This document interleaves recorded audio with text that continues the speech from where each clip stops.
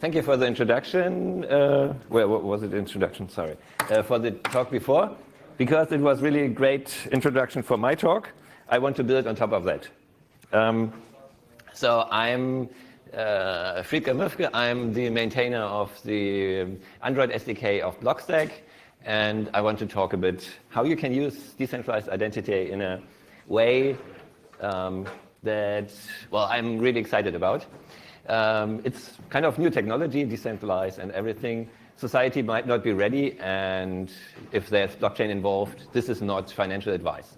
So just disclaimer.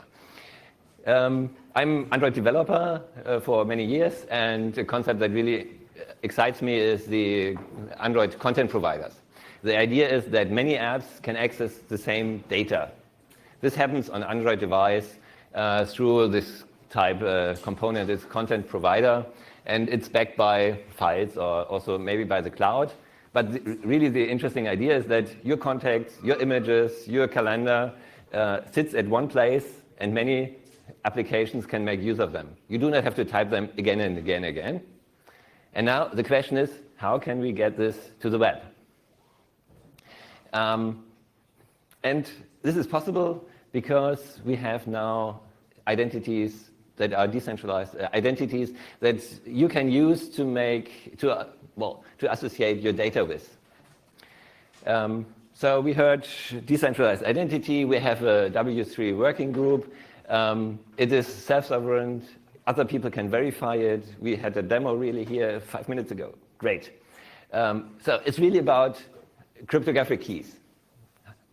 Once we have a cryptographic key, then we can make work with the data. And there we have this authenticator that owns the private key, that manages your private keys.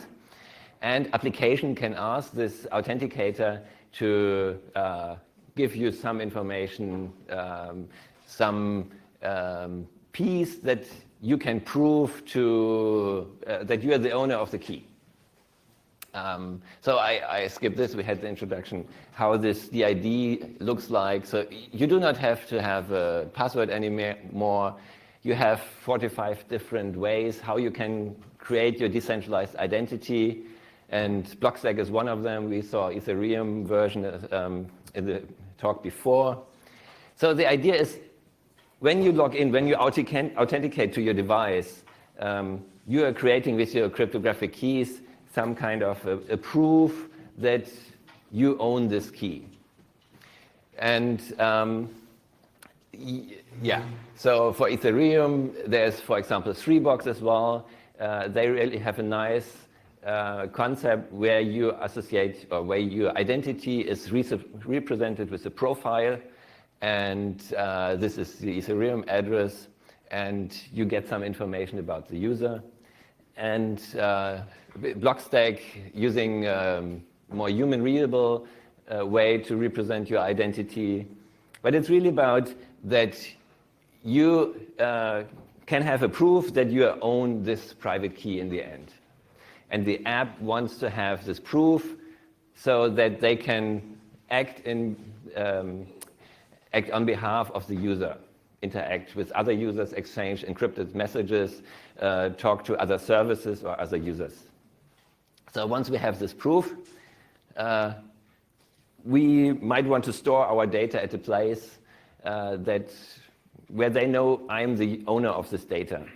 And that's where we come back to the Android content provider. So we want to have a concept where the user can access or give applications authority to access these data. And decentralized storage, there are different possibilities. The idea is that we don't want to have these honeypots anymore. We had a talk yesterday, Web3, why this is really bad, and there are different possibilities. But the applications, in the end, they don't want to manage all the data of all users, but the idea is that the user is managing their own data. So we want to get away from the state where we now that applications, databases manage all the users several times for different applications, ABCD, Facebook, Google, and so on. we want to move to a place where one user can manage their own data. So for the content provider, what does it mean on the device? So we have the authenticator, and the user can now give proof to the application that they can act on behalf of the user and access, for example, the images. So there's one particular key that allows you to access your images somewhere in the cloud, probably.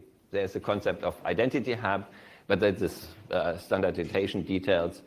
I just want to make sure that the idea is clear. You can give another key only to one application, and then this application is allowed to access your contact data. And so these are web applications, so they are served from the web, but they're sitting on your device and they're working locally. And so yeah, it's about, oh, let's see. We have the two examples to compare a bit. The authenticator, Blockstack, you have a web app where you authenticate yourself, so they manage your keys in a web app running on your device. 3box has Web3 authenticators, so there you have different browser extensions also on to manage your private keys. And then for the storage, there you have in 3box OrbitDB that is based on IPFS, and you have, it's key value based, and in Blockstack you have Gaia protocol that is based on existing cloud storage, so really fast in performance and cheap. It's Phi based. And what is kind of missing for them, that you have the data schema. And I'm gone. Thank you.